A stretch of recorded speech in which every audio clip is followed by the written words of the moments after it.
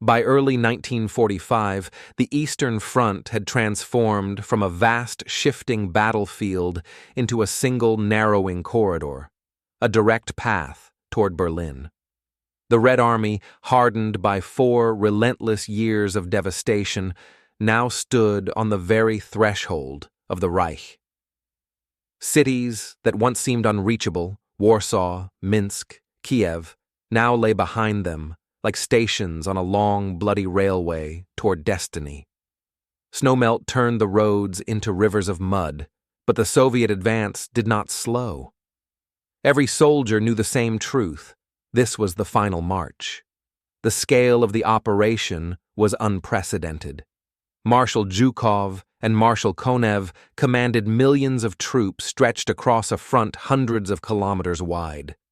Artillery massed in such numbers that maps could barely mark them. The air was filled with the constant thrum of engines, T-34 columns, truck convoys, Katyusha launchers moving into position. Yet the excitement was tempered by an unspoken fear.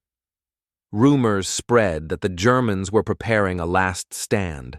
The Volkssturm, SS fanatics, Hitler Youth battalions, and survivors of shattered panzer divisions. Intelligence reports described Berlin as a fortress with barricades, trenches, and anti-tank ditches carved through its very heart.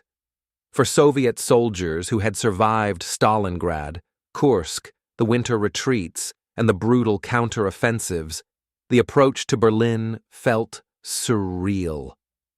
They were marching into the enemy's capital, the very place from which their nightmare had begun. Some walked silently, others whispered prayers or clenched fists. The road ahead promised both triumph and terrible cost. The final act of the Eastern Front was beginning.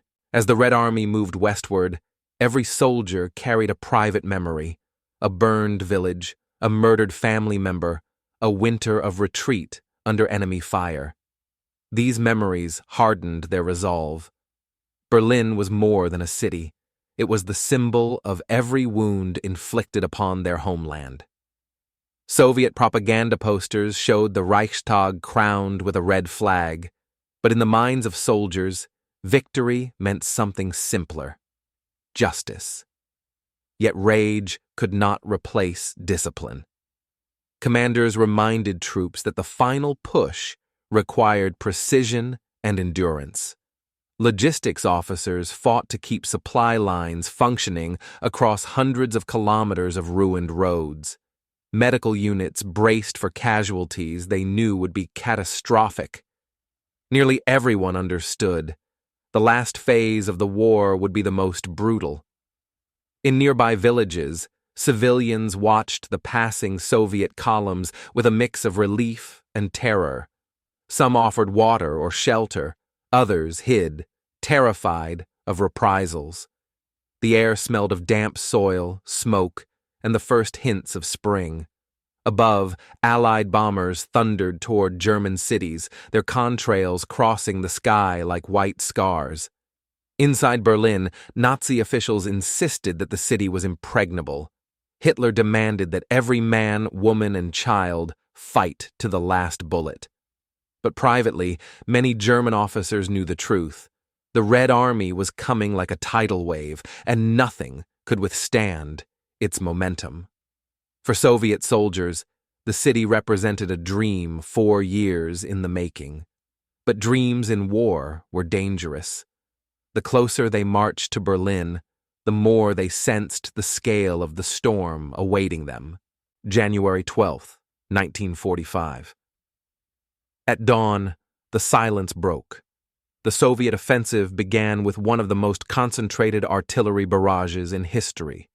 Thousands of guns opened fire simultaneously, turning the sky into an inferno.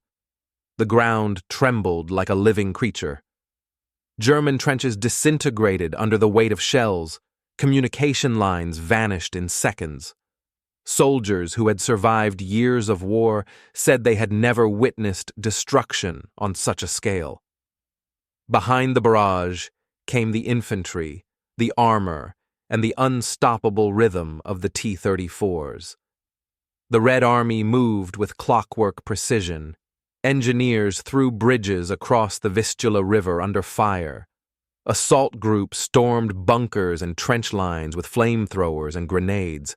Within hours, Soviet forces broke through German defenses that Hitler had declared unbreakable.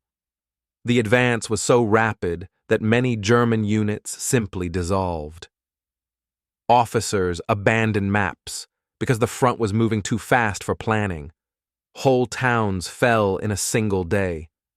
The Soviets captured rail lines, silencing German rail movements. They seized oil depots before the enemy could torch them. It was blitzkrieg in reverse, unstoppable Soviet momentum smashing the remnants of the Wehrmacht.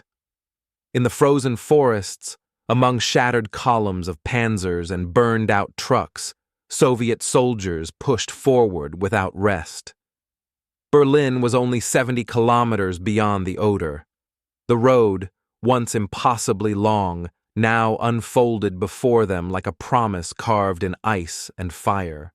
To secure the route to Berlin, the Red Army had to eliminate the last major German stronghold in the east, Königsberg, the fortress city of East Prussia. Its stone walls, bastions, and underground bunkers dated back centuries. Hitler declared it a citadel that would fight to the last man, and for weeks it did. The city became a maze of firestorms, collapsing buildings, and ambush points. Soviet infantry fought block by block, room by room. The Germans used underground tunnels to move troops unseen, launching sudden counterattacks. Snipers hid among church towers and burned out hotels. Artillery shook the ancient foundations, reducing medieval streets to rubble. Civilians huddled in basements, listening to the relentless thunder above them. Supplies ran out. Hunger gnawed at every stomach. Disease spread, but the defenders refused to surrender. On April 9th, after a final assault that combined heavy artillery, airstrikes, and storm groups, Königsberg fell. The Soviet flag was raised above the battered castle tower. For many soldiers, it felt like a shadow had lifted. The last obstacle on the road to Berlin had collapsed. The victory freed entire armies for the final offensive.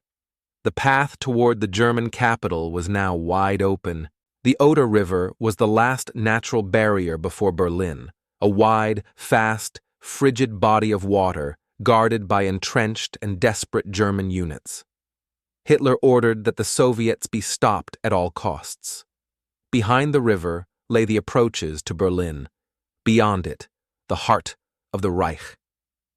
Crossing the Oder became a nightmare. German artillery rained fire on every raft, pontoon bridge, and engineer team. Soviet soldiers waded chest-deep through icy water, bullets slicing the river's surface. Boats overturned. Whole units were lost in the crossing. But the Red Army adapted. Smoke screens covered the engineers as they worked. Night crossings hid assault groups from enemy spotters. Artillery barrages silenced strongpoints one by one. Slowly, painfully, the Soviets clawed their way to the opposite bank and formed bridgeheads. Behind them, the horizon glowed with fires from burning villages and retreating German convoys. Ahead lay the final march. Berlin was now only 60 kilometers away, close enough that soldiers said they could almost feel its gravity pulling them forward. The stage was set. The final push was about to begin. As Soviet armies gathered along the Oder, the final phase of the war became a competition between two of history's most formidable commanders, Marshal Georgy Zhukov and Marshal Ivan Konev. Both were heroes of earlier campaigns. Zhukov, the conqueror of Stalingrad and Kursk. Konev, the liberator of Ukraine and Poland. Both were determined to be the one whose troops took Berlin, and Stalin encouraged the rivalry. He knew ambition could be as effective as artillery. In late March 1945, headquarters buzzed with calculations, maps, and whispered speculation. Zhukov's first Belarusian front and Konev's first Ukrainian front dug in along the Oder-Nysa line, preparing for the storm to come.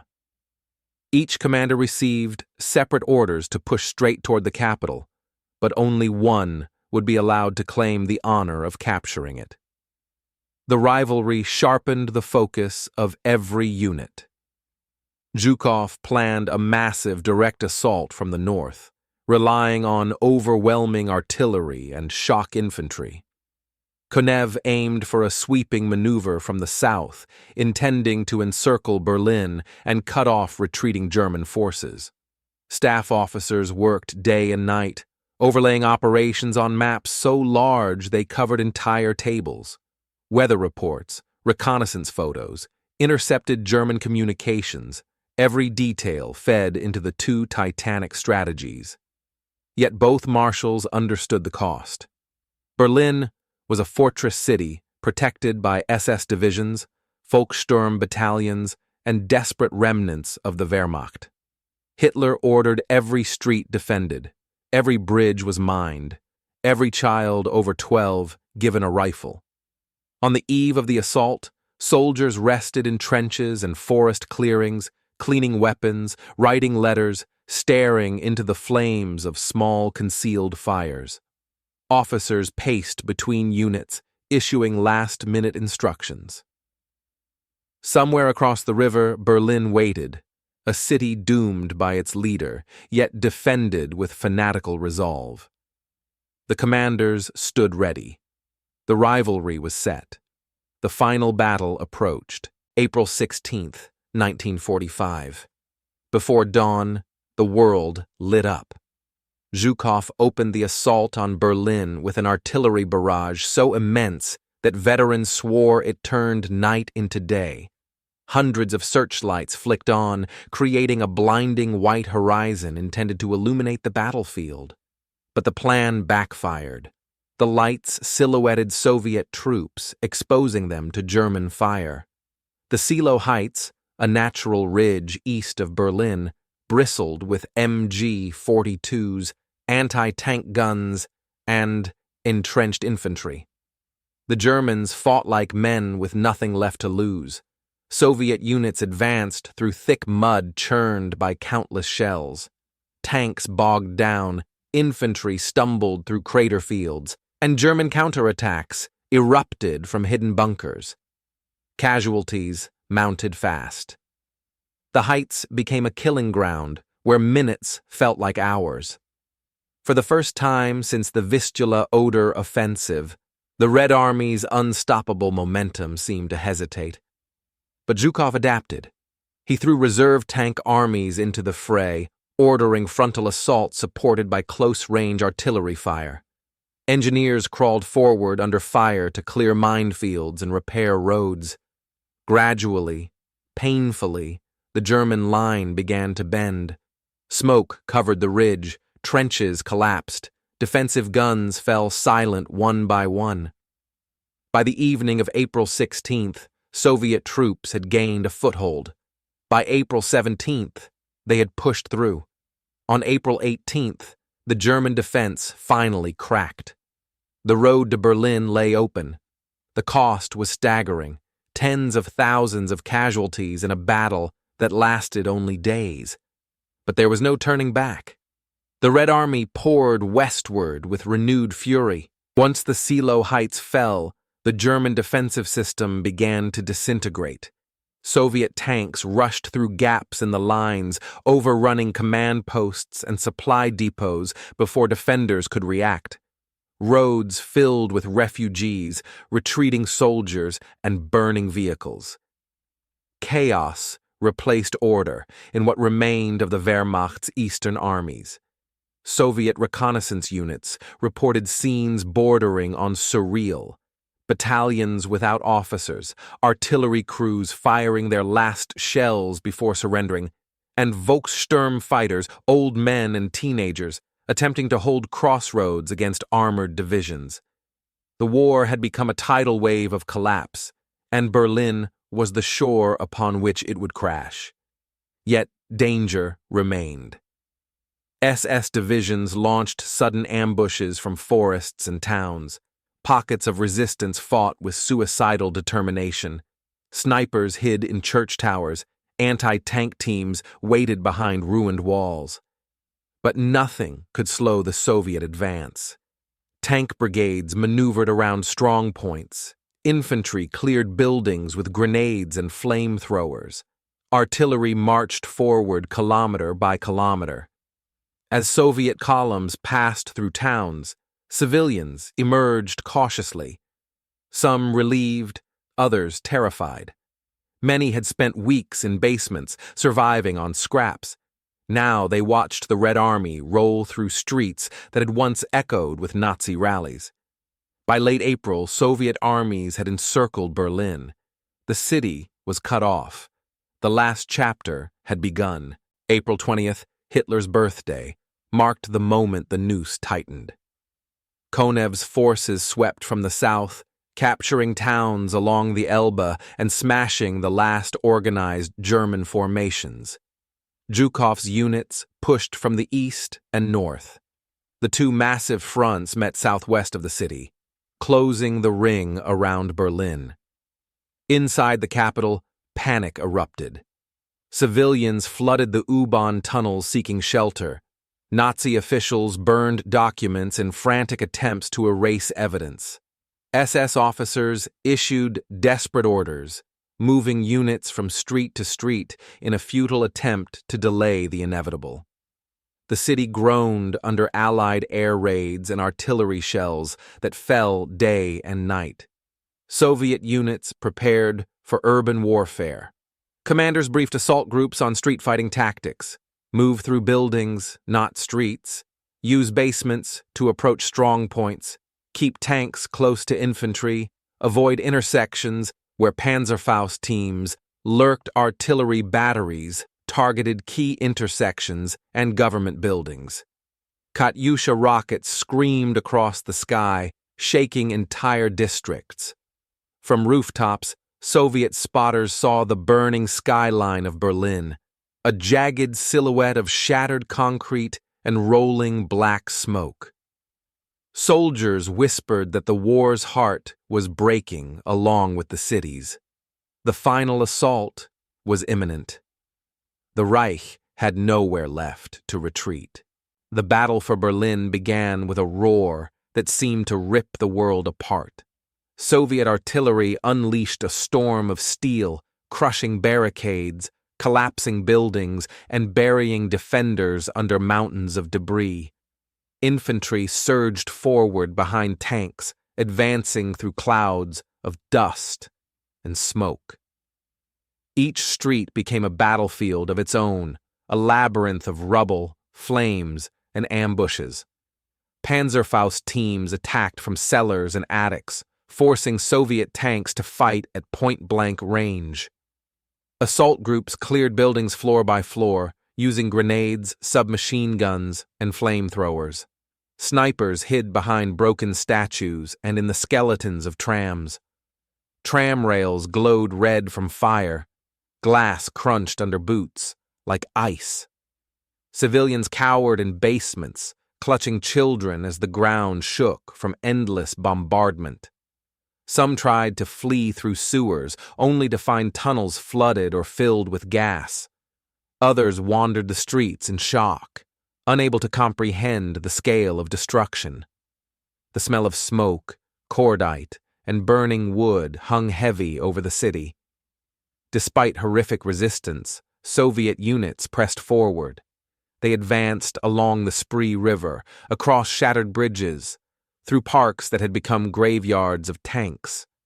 They marked their progress with chalk on building walls. Route cleared. Move forward. For the soldiers fighting in Berlin, every minute felt like an eternity. But each step brought them closer to the Reichstag, the symbol of victory that the entire Red Army had marched 4 years to reach. Berlin had ceased to be a city. It had become a maze of ruined streets, collapsed roofs, and barricades built from furniture, paving stones, and burned-out cars. Every intersection was a fortress. Every floor of every apartment block could hide danger. Soviet assault groups, specially formed teams of infantry, sappers, machine gunners, and flamethrower operators, advanced like surgeons carving through chaos. Inside the dense urban landscape, noise was constant. Artillery thundering from the outskirts, Panzerfaust blasts echoing between walls, machine gun bursts cutting through dust. Soviet soldiers broke through walls with explosives to avoid exposed streets. They climbed across rooftops under fire, dropped grenades through stairwell openings, and cleared attics one room at a time. Tank crews learned to fight in the narrow canyons of debris, firing at point-blank range while infantry shielded them from ambushes. German resistance hardened near key government buildings. SS units fought with fanatical resolve, often refusing to surrender even when encircled. Hitler Youth units, barely teenagers, defended school buildings and subway entrances with terrifying determination. The Red Army faced not just soldiers, but a society pushed into madness by years of propaganda. Still, the advance never stopped. Step by step, block by block, Soviet troops marked buildings with chalk. Cleared.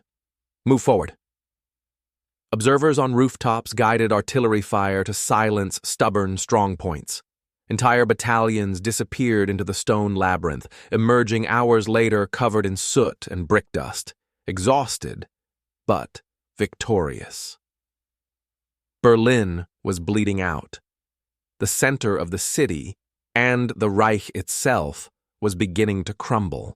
As the Red Army pushed deeper into Berlin's center, the resistance grew more desperate. Government buildings, SS headquarters, and fortified police stations became islands of defiance. German officers rallied frightened men behind overturned trams, sandbag barricades, and anti-tank obstacles welded from scrap metal. The defense was fragmented, irrational, but still deadly. Soviet artillery shifted to direct fire, blasting holes in fortified positions at close range. Tanks rammed through barricades, sometimes collapsing entire facades onto defenders. Engineers crawled through mines, cut through steel doors, and used satchel charges to breach walls too thick for rifles. The air in central Berlin turned black with ash. Statues toppled. Streets tore open from explosions, revealing tram tunnels and unexploded munitions beneath. Still, the defenders refused to yield. Some fought to fulfill oaths to Hitler. Others fought from fear of Soviet retribution. Many fought simply because the city left them no way out. Inside the Führerbunker, Hitler issued delusional orders to commanders whose divisions no longer existed. His world shrank to a few dim corridors of concrete. Outside, Soviet forces smashed what was left of the regime he had built. Radio operators intercepted German communications, frantic, fragmented, hopeless. Entire units requested permission to surrender. Others begged for reinforcements that would never come. By April 28th, the defenders were split into isolated pockets with no coordination. Yet the symbolic heart of the Reich remained intact. One building still stood between the Red Army and final victory: the Reichstag. The Reichstag was more than a building. It was the symbol of German power, the heart of the empire Hitler claimed to resurrect. Even though the government no longer met inside its ruined halls, the Red Army knew the war would not truly end until the Soviet flag flew above it. On April 30th, assault groups from the 3rd Shock Army reached the massive stone structure, only to find it transformed into a fortress. German defenders, SS troops, police units, foreign volunteers, entrenched themselves behind machine gun nests, sandbags, and wrecked vehicles. Snipers occupied the shattered windows. Anti-aircraft guns positioned on the roof pointed downward, ready to fire at Soviet infantry. The approach to the Reichstag became a killing zone. Open ground, broken statues, burning trees, all exposed to fire. Soviet battalions sprinted between shell craters, dragging wounded comrades behind them. Smoke pots lined the advance, creating corridors of artificial fog. Tanks fired directly into the building's facade, sending stone fragments raining down. Inside, the fighting was even more brutal. Halls filled with smoke. Marble staircases shattered. Soldiers fought at arm's length in pitch-black corridors, lit only by muzzle flashes. Grenades bounced down hallways. Broken pillars became shields. Every room was a battlefield. Every floor had to be taken twice, once from the defenders, then again from their counterattacks. Hours stretched into a nightmarish day. But by evening, Red Army soldiers reached the upper floors. A small group climbed to the roof under sniper fire, carrying a red banner soaked by smoke and rain. It was raised above the Reichstag, not yet the official victory flag, but a moment the entire Eastern Front had bled 4 years to achieve. While the battle raged outside, the end of the Third Reich unfolded in silence beneath the ground. In the dim corridors of the Führer bunker, the last hours of Hitler's regime passed with a mix of despair, delusion, and resignation. SS guards stood pale and exhausted. Officers whispered over maps that no longer mattered, and messengers delivered reports of Soviet troops mere hundreds of meters away. Hitler refused to leave. His generals informed him the city would fall within days, perhaps hours. Ammunition was nearly gone. Food had run out. Communications with the outside world had collapsed. There was no plan left, only the inevitable. On April 30th, as Soviet shells struck the chancellery above, Hitler dictated his final testament, blaming his defeat on everyone but himself. Outside, Soviet soldiers fought their way through gardens and courtyards, closing in on the last center of resistance. That afternoon, in a small room lined with maps, the dictator ended his life. His closest followers carried out his final orders, burning his body in the ruined garden as shells exploded around them. Within hours, much of the bunker's remaining staff attempted to flee or surrendered to the Red Army. Above ground, Soviet troops continued clearing the last streets leading to the chancellery. The symbols of the regime lay in ruins. The man who had plunged the world into war was gone, but Berlin still burned. May 2nd, 1945.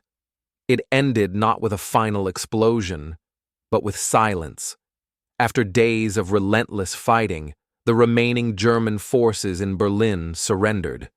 Soviet soldiers marched through streets littered with debris and smoke, stepping past vehicles burned down to their frames and buildings that stood like skeletons against the sky. Exhausted troops embraced, laughed, or simply sat down on rubble, overwhelmed by the knowledge that the nightmare was finally over.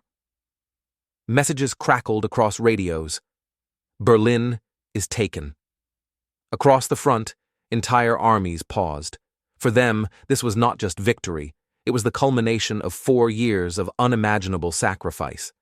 Near the Reichstag, the official victory flag, banner number 5, was raised in place of the improvised flag hoisted days earlier. Photographers captured the moment that would become one of the most iconic images of the 20th century. Soviet soldiers atop the ruins of fascism, holding the symbol of the Union that had borne the brunt of the war on the Eastern Front. But victory carried a heavy weight.